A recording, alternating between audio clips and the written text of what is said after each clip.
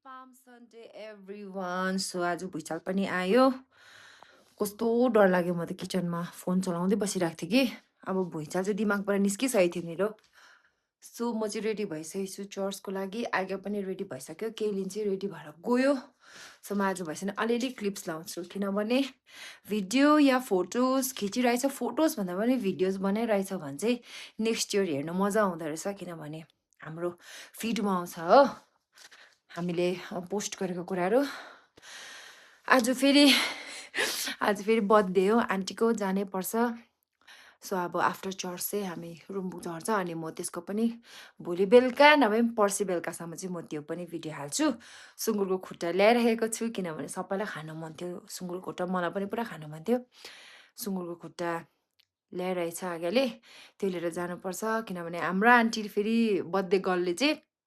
उयो खानुहुन्न सुँगुर खाँदैन त्यसले गर्दा आन्टीको लागि चाहिँ कुखुरा लिएर जानुपर्छ कुखुरा मासु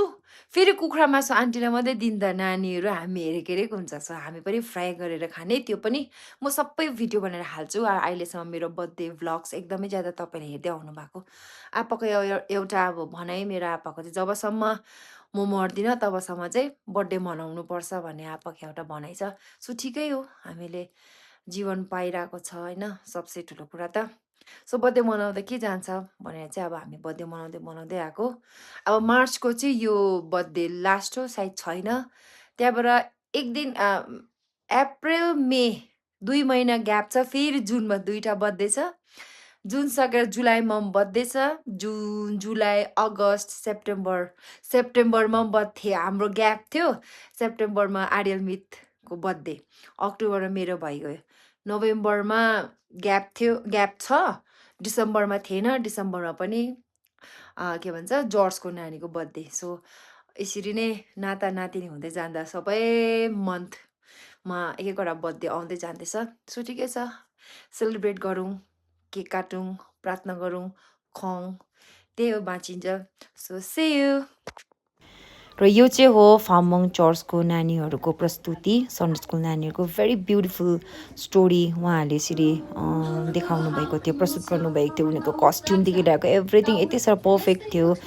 अनि credits goes to Sunday school teacher Sugen मामा नानीहरू सबैजना एन्गेज भइरहेको थियो बुझिरहेको थियो है देखेर सो एकदमै दामी प्रकारको प्रस्तुति थियो